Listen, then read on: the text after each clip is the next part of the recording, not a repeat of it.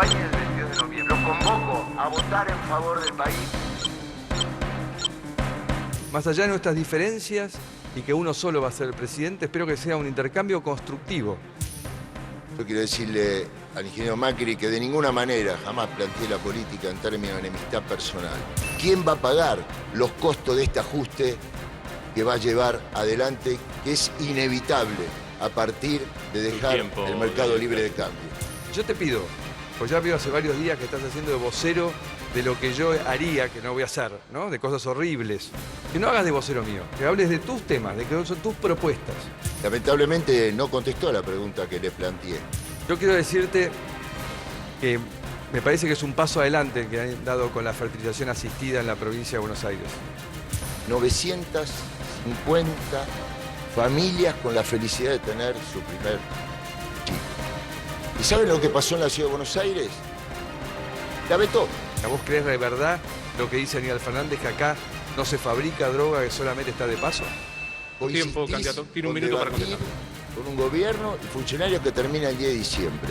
Debatí conmigo, que soy quien aspira como vos a ser presidente, y con propuestas claras, serias y responsables. Y si todavía no pudiste resolver el problema de los trapitos, ¿en serio crees que la gente va a creer que vos podés solucionar el problema del narcotráfico? No es verdad todas las cosas que relatás. Ya te he dicho que no vamos a hacer ajustes. Pero bueno, ya me rindo.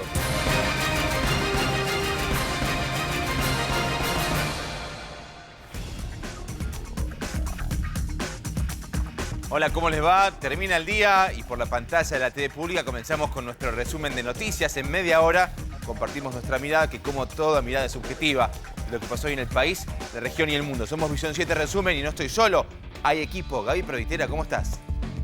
¿Cómo estás, Pablo? Muy buenas noches. Va a jugar el seleccionado argentino la cuarta fecha de las eliminatorias sudamericanas. Mañana martes y en un rato contamos las novedades del equipo de Martino.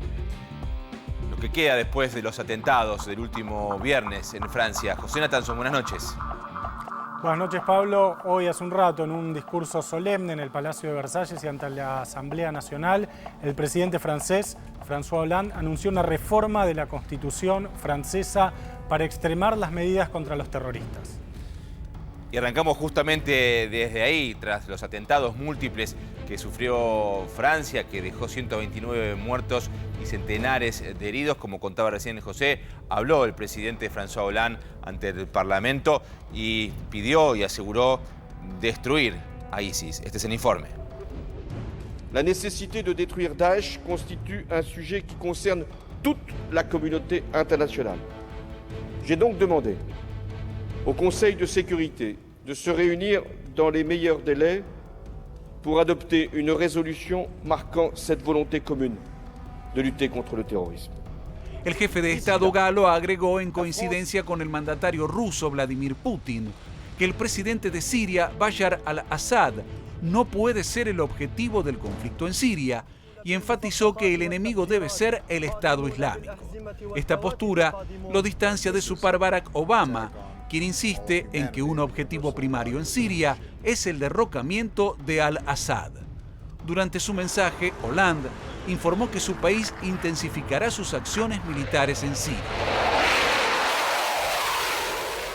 Precisamente desde el sábado, cazas de la Fuerza Aérea Francesa lanzaron un bombardeo masivo sobre Raqqa, la capital del autoproclamado Califato del Daesh o Estado Islámico. Fueron más de 20 bombardeos. Por otra parte, Hollande solicitó la extensión por 3 meses del estado de emergencia, que incluye el retiro de la nacionalidad francesa a los condenados por ataques, así como la expulsión de personas que sean consideradas como amenaza a la seguridad nacional. Mientras tanto, la policía belga detuvo a 7 sospechosos, de los cuales 2 fueron formalmente acusados de dirigir un atentado terrorista. En Francia, en tanto, ya hay 23 detenidos. Este lunes, la prensa divulgó que una de las personas claves en los ataques es Abdelhamid Abaoud, quien logró huir a Siria. José, y hablamos de estos cambios que le pidió el Parlamento François Hollande y esta reforma de la Constitución con restricciones muy parecidas a lo que planteó en su momento George Bush tras los atentados en las Torres Gemelas. Efectivamente, Pablo, vos sabés que después de los atentados de Charlie Hebdo en enero pasado, el gobierno francés impulsó una serie de reformas legales que le permitieron al Estado francés interceptar comunicaciones en Internet, hacer escuchas telefónicas e incluso allanar domicilios por simple orden administrativa firmada por el primer ministro, es decir, sin necesariamente un acuerdo o una vigilancia judicial. Muy parecido a lo que vos decías, que fue la reacción después de los atentados del 11 de septiembre en la famosa ley patriota, la Patriot Act norteamericana, que le permitía también cancelar algunas de estas libertades individuales para investigar a presuntos terroristas. Ahí estamos viendo la foto del carnet de identidad de uno de los terroristas implicados en los atentados en París el viernes pasado. Bueno, con esta reforma que Hollande planteó hoy ante el Parlamento, necesita 3/5 del Parlamento para que se apruebe. Es muy probable que los consiga porque hay en general un consenso. Él representa, recordemos, al Partido Socialista, los partidos tanto de la derecha de Sarkozy como de la ultraderecha de Le Pen. Es muy probable que acepten endurecer estas medidas, en primer lugar, para extender el estado de excepción que le permite al gobierno francés detener a cualquier persona sin orden previa, mantenerlo detenido, interrogarlo, etcétera, extenderlo durante 3 meses y al mismo tiempo para endurecer estas medidas contra presuntos terroristas. Lo decíamos hace unos días, hay alrededor de, se sospecha que hay en Francia, dicen los servicios de inteligencia franceses, entre 4.000 y 5.000 personas viviendo en Francia que tienen la capacidad y eventualmente la intención de cometer un atentado de esta naturaleza. Es decir, es mucha gente. De todos modos, Hollande anunció que no va a ceder a unos reclamos de Sarkozy y de otros partidarios de la derecha que le pedían que se pusiera un régimen de tobilleras y de vigilancia permanente, de tobilleras, de cerrar mezquitas donde se sospechaba que pudiera haber personas implicadas en atentados, una especie de división del precrimen como la película Minority Report, no sé si la viste con Spielberg, en su momento con Tom Cruise. Bueno, esto ya anunció Hollande. Porque en algún punto implica que, es claro, hay que darle combate al terrorismo, pero abolir libertades tan esenciales, sobre todo para un país como Francia.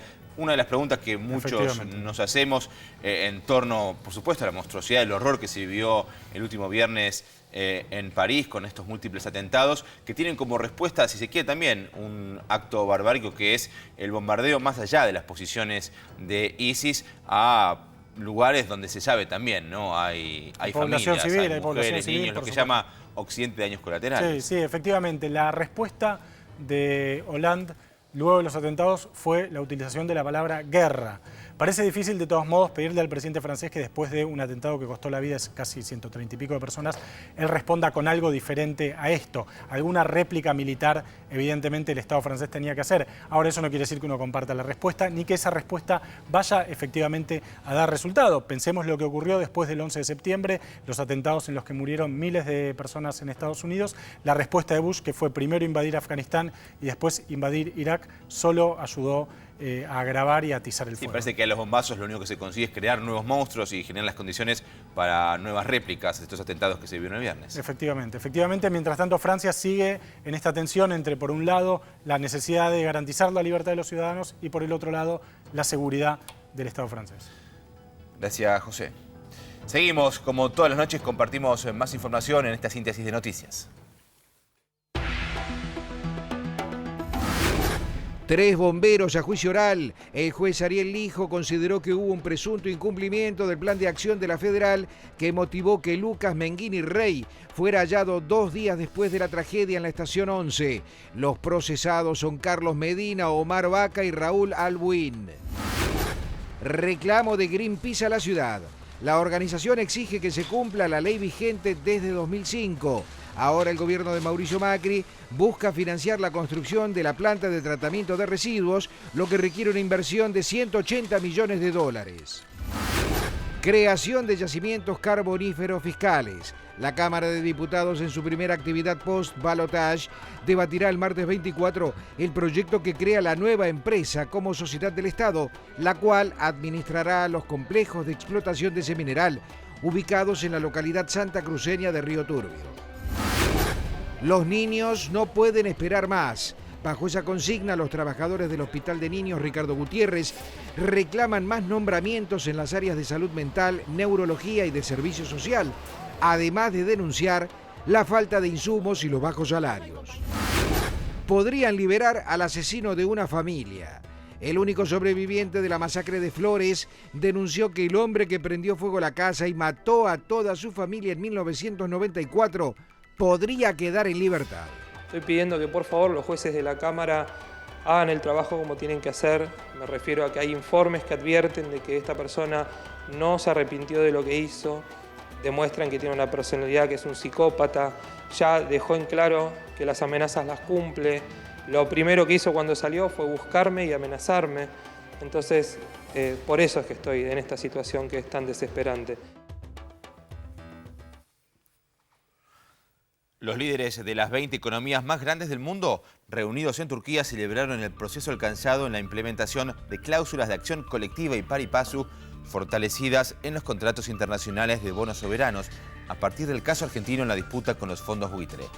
El canciller Héctor Timerman y los ministros de Economía, Axel Kicillof, y de Planificación Federal, Julio De Vido, que asistieron en representación de la Argentina, destacaron que el tema de la deuda y los fondos buitre figure en el documento final de la cumbre del G20.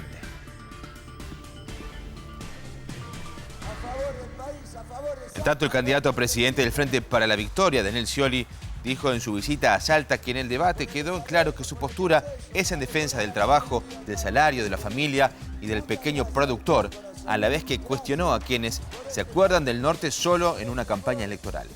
El gobernador bonaerense criticó a su oponente de la Alianza Cambiemos y aseguró que Macri, por desconocimiento, promete pavadas, dijo, como un puerto en Santiago del Estero, provincia que visitó más tarde para participar de una multitudinaria caravana.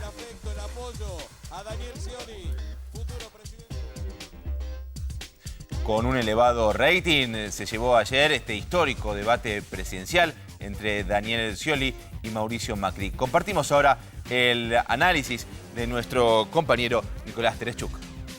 Lo que pudimos ver es Daniel Scioli en general haciendo más hincapié, me parece explícito en ese votante de Sergio Massa, ¿sí?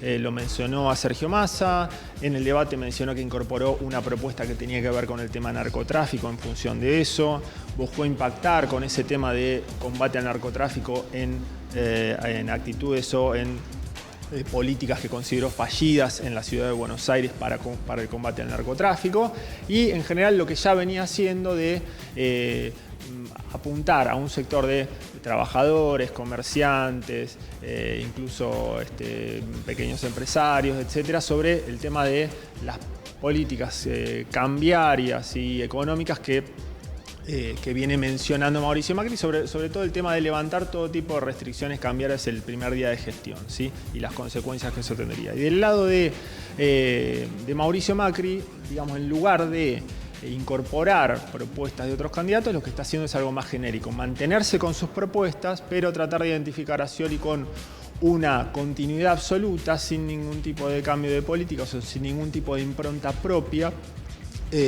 y buscando señalar que entonces los votantes que se quedaron sin candidato en esta segunda vuelta buscan un cambio genérico, me da esa impresión, que estaría representando él. Y ahí van los dos discursos, digamos. Si el correr de la campaña hizo que, justamente, que sea una campaña de argumentos contra argumentos y aciertos y errores, creo, en los dos campos. Del promedio de eso, vamos a ver qué pasa el domingo 22. Llevar adelante, que es inevitable. 15 minutos nos separan de la medianoche y seguimos hablando de política de cara a las elecciones. La elección final este próximo domingo 22 de noviembre. Alberto Pérez, el jefe de gabinete del gobierno bonaerense, analiza el desarrollo del tramo final de la campaña de Daniel Scioli. ¿Vio el debate? Por supuesto, y fue muy visto. Tuvo una gran audiencia y yo creo que ganó la ciudadanía que pudo escuchar a los dos candidatos, ve las dos visiones del país y estoy convencido que le quedó muy claro esto. Hay alguien que sabe que hay que corregir muchas cosas como Daniel Scioli, pero que el camino es la industria, el trabajo, la inclusión, un Estado presente y otro que cree en el mercado, que cree que ajustando se van a solucionar los problemas cuando todos los argentinos sabemos que eso es volver para atrás. Alberto, ¿usted cree que alguien decidió el voto a partir del debate de ayer? Estoy convencido que ayudó a definir el voto. Y cada argentino, cada trabajador que nos está mirando ahora y que miró ayer el programa, cada jubilado, cada joven que estudia, que busca su trabajo, cada comerciante, cada industrial, sepa que va a tener a Daniel Scioli un gobernante que va a estar a su lado siempre, intentando generar mejores condiciones, que puedan vivir mejor cada argentino, que nuestros hijos puedan estar mejor que nosotros, pensar una Argentina 20, 30 años. Del otro lado es volver para atrás y yo creo que nadie va a votar para atrás. A 6 días, ¿tiene números de encuestas? ¿Se le hace caso a las encuestas? ¿No le hacen caso? Sí, son un indicador, es una elección que termina pareja, peleada, acá hay dos opciones y nosotros vamos a insistir hasta que termine la campaña en hablarle a la ciudadanía y decirle que el empleo, su trabajo, sus derechos van a ser cuidados por un gobierno que se va a romper el alma, como el de Daniel Scioli, para cuidar lo que se conquistó y para ir por más derechos. Cambiamos de tema. Familiares, amigos, vecinos de La Boca reclamaron justicia por Lucas Cabello, el joven que fue baleado, víctima de un caso de gatillo fácil por un efectivo de la Metropolitana, de nombre Ricardo Ayala. Este es el informe. Repudiamos el accionar violento, ilegítimo de la Policía Metropolitana, así como la violencia que reproducen las declaraciones de Vidal y Montenegro, que insisten en que Lucas estaba armado, que insisten en que esto se trató de un hecho de violencia de género. Hemos probado a lo largo de toda la semana pasada, en los 4 días hábiles de trabajo de la investigación a nivel judicial, que Lucas estaba desarmado, que no se trató de un hecho de violencia y de género y que el policía Ayala le tiró 3 disparos a Lucas, que es lo que hoy llevan a que siga en terapia intensiva. Así que las pruebas periciales, las pruebas testimoniales están del lado de la verdad, del lado de la justicia y del lado de Lucas. Estamos reclamando por el joven Lucas Cabello, que es un vecino, compañero acá del barrio, que siempre ha colaborado en las organizaciones barriales, como en el Corso, en la Murga, en la biblioteca a la que yo pertenezco. Y bueno, hoy se cumple una semana de que fue baleado por un policía metropolitana, solo parece que por una simple discusión. El oficial evidentemente no está capacitado ni formado para llevar un arma.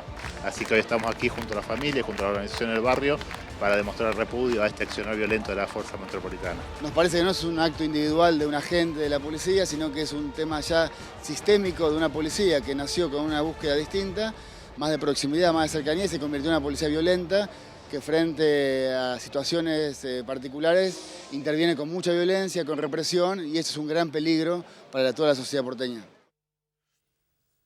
Una joven de 24 años y su hijito de 2 fueron hallados asesinados en su casa del Palomar. Nada se sabe de la otra hija de la joven, una chiquita de 6 años que continúa desaparecida. Hay por este caso demorados 3 hombres. Lo único que tengo a la cara por mi hermano, que mi hermano es inocente, y nada, que a los vecinos que antes de hablar de mi hermano que averigüen primero y que no abran la boca por hablar. ¿Hacía cuánto que estaban separados? No, hace un par de años ya que estaban separados, pero tienen una buena relación porque mi hermano veía a la nena, veía al nene y tenía una buena relación. ¿Es el papá de los 2 chiquitos? Es el papá de los 2 chiquitos, sí. La nena tenía problemas, ella nombraba a la pareja de ella. Y mi vieja le dijo que la lleve a la nena al hospital, y es más, se la llevaba al hospital para el psicólogo, para ver qué pasaba por ese tema. ¿Qué tipo de problemas tenía la nena? No, ella, por ejemplo, cuando dormía decía el nombre de la pareja de ella. No sé si era la actual o de la anterior, porque yo sé que ella cambió de pareja un par de veces. ¿Nombraba a Hugo? Sí, creo que era Hugo. Sí, porque mi mamá le dijo llevar al hospital porque no es común que la nena se despertaba y lo nombraba a él. ¿Cómo se entera él de esto? Porque llega la hermana de Sabrina a la casa con el patrullero buscando a los chicos y ahí se entera. Posteriormente lo llamo yo y me dice que ya estaba enterado, pero quería venir a confirmar a ver si era verdad. Y yo lo traje hasta acá. ¿Vos lo conocías? ¿Él qué relación tenía con Sabrina? ¿Qué relación tenía con sus hijos? Sí, yo lo conozco a él, la relación era perfecta, con los hijos perfecta. Con ella se había separado por discusiones y todo, cotidianamente esas cosas, y bueno, después de un tiempo se dejaron de ver. Conocí una persona sola que se llamaba Hugo, que yo sé que esa persona le pegaba. La vi marcada por esa persona, pero después de eso no conocí a otra pareja de ella. ¿Con esta persona se seguía viendo, sabés? ¿Lo viste por el barrio en algún momento? No lo vi más. Sé que estaba con una pareja nueva, que era un pibe que sí lo conocí, que era un pibe bueno, que no tenía nada que ver con él. O sea que la tercera persona que estarían buscando es este chico Hugo. Claro, exactamente, sí. Desapareció. La justicia de Río Negro autorizó a Tomás Ortiz, nieto del asesino nazi Erich Priebke, a quitarse el apellido de su abuelo, quien murió en Roma a los 100 años mientras cumplía prisión perpetua por los crímenes de las fosas ardeatinas cometidos en el año 1944. La sentencia fue resuelta por la jueza de familia, Marcela Trillini, luego de un proceso judicial de 12 años desde el pedido del joven, hijo de Jorge Priebke, quien aún vive en Bariloche.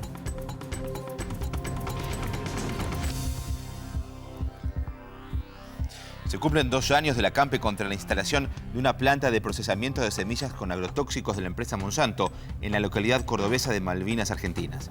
Los manifestantes fueron querellantes en el único juicio a nivel nacional que permitió condenar a un productor agropecuario y a un fumigador por contaminar a una población. Además, denunciaron que la empresa Monsanto empezó a reactivar el proyecto y le pidió apoyo al gobernador provincial José Manuel de la Sota, quien pidió disculpas a la empresa por la resistencia de los ambientalistas. Es tiempo ahora de compartir noticias de Latinoamérica, noticias de la patria grande. Propuesta para combatir el hambre. Unos 60 parlamentarios de 28 países latinoamericanos presentaron sus propuestas en la lucha contra la pobreza extrema ante el Foro Parlamentario contra el Hambre de América Latina y el Caribe que se realiza en Perú. El objetivo es sembrar conciencia sobre la problemática y establecer estrategias legislativas para reducir de 37 a 34 millones las personas que padecen este flagelo en la región. Las FARC piden medida humanitaria. Los miembros de la guerrilla de Colombia lanzaron una campaña por la liberación de al menos 80 detenidos que tienen graves problemas de salud. Esperan un gesto de humanidad y de buena voluntad del gobierno de Juan Manuel Santos. Misión de UNASUR a Venezuela. El expresidente de República Dominicana, Leonel Fernández, fue designado representante especial de UNASUR y será quien encabece la misión electoral del organismo que viajará a Venezuela para acompañar las elecciones parlamentarias del próximo 6 de diciembre. El viernes fue Brasil. Mañana nos toca ante Colombia de visitantes, Gaby. Exactamente. Una parada para nada sencilla, la que va a tener el conjunto conducido por Gerardo el Tata Martino, porque enfrente estarán los de José Néstor Peckerman, que quieren tratar de ganar jugando como local, pero que además tienen un condimento muy especial y tiene que ver con el clima. Van a jugar a las 3:30 de la tarde, hora de Colombia, 5:30 de la tarde, hora argentina, y los que pasaron por Barranquilla saben que hace muchísimo calor y eso es lo que más le teme el conjunto nacional, que va a tener una sola variante. Cuando ayer parecía que Gino Peruzzi, el hombre de Boca, iba a ser titular en lugar de Roncaglia, que recibió la segunda tarjeta amarilla y que por eso quedó desafectado este seleccionado, sorprendió Gerardo Martino. El que va a salir como titular mañana es Gabriel Mercado, el hombre de River, quien fue citado a último momento para reemplazarlo a Roncaglia. Hoy ha sido parte del equipo titular que plantó el entrenador y mañana formarían con Romero en el arco. Mercado entonces en lugar de Roncaglia, Otamendi, Funes Mori y Marcos Rojo en el medio campo, todo sigue igual. Biglia, Javier Mascherano y Ever Banega, y en la delantera Ángel Di María, Gonzalo el Pipita Higuaín como único hombre de área, como único 9, y Ezequiel el Pocho Lavés. Y estos serían los 11 de Argentina para enfrentar mañana entonces a Colombia. Recordemos que Argentina tiene tan solo 2 empates y 1 derrota, es decir, tiene 2 puntos nada más y está anteúltimo en la tabla de posiciones. Si bien es larga todavía esta eliminatoria rumbo a lo que será el Mundial del 2018, recién volverá a jugar en julio del año próximo. Será frente a Chile jugando como visitante y frente a Bolivia jugando como local. Complicado el panorama para el equipo de Tata Martino. Fundamentales. Gaby, hablamos de tenis. Perdón, el propio Martino dijo que no existe otro resultado más que ganar. Lo que pasa es que Colombia también quiere conseguirlo. Estamos en la misma. Bueno, pero no estamos últimos. No. ¿Hablamos de tenis? Y el que está primero en este caso es Novak Djokovic. Nada lo va a mover de ese lugar del ranking de ATP hasta el próximo año. De hecho, ha cerrado una gran temporada para él. Se quedó con las ganas de un solo Grand Slam que tiene que ver con el de Francia, ¿sí? Con Roland Garros, el de polvo de ladrillo, pero ha cerrado la temporada 2015 como el mejor del año. 28 años tiene el serbio, consiguió 79 victorias y solamente 5 derrotas. De esta manera le dieron el galardón, el titular de la Asociación de Tenistas Profesionales, como el mejor de este año. Gaby Previtera, me hablaste de ver documentales, así que el jueves estás invitada. Es la inauguración de la muestra DOCA. Son 20 documentales bajo el lema este año Cine sin yo, cine con ellos. Pibe Chorro, de Andrea Testa, inaugura la muestra. Es un documental que dura 80 minutos y bueno, la idea del documental, del relato documental, es poner en tensión un discurso bastante punitivista que hay sobre la juventud, sobre todo la juventud pobre de los barrios que están afuera de las grandes ciudades, donde generalmente el discurso estereotipado de los medios y de las clases dominantes de la Argentina y de otros países es colocar a los sujetos pobres como sujetos peligrosos, como posibles delincuentes, como futuros sujetos que van a poner en riesgo la sociedad. En esta 9ª edición de la muestra anual de documentalistas de Argentina va a ser un preestreno y a partir del año que viene la película va a tener, digamos, su recorrido en las salas cinematográficas de la Argentina. Nosotros todos los años tratamos de pensar una frase que de alguna manera sintetice lo que venimos trabajando todo el año, tanto en nuestras producciones como en nuestras reivindicaciones para el cine documental independiente.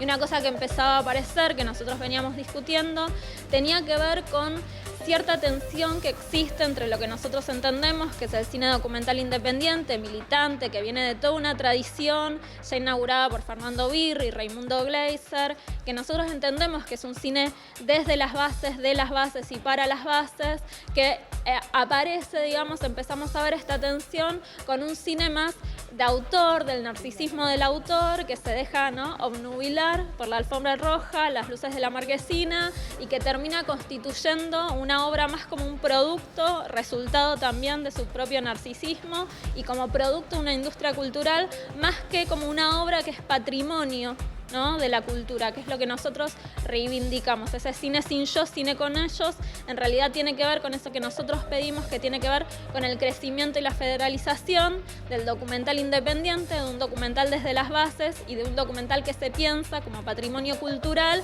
y también como herramienta para la transformación de los pueblos. Hacemos una breve pausa y ya volvemos. Somos Visión 7 Resumen. No se vayan.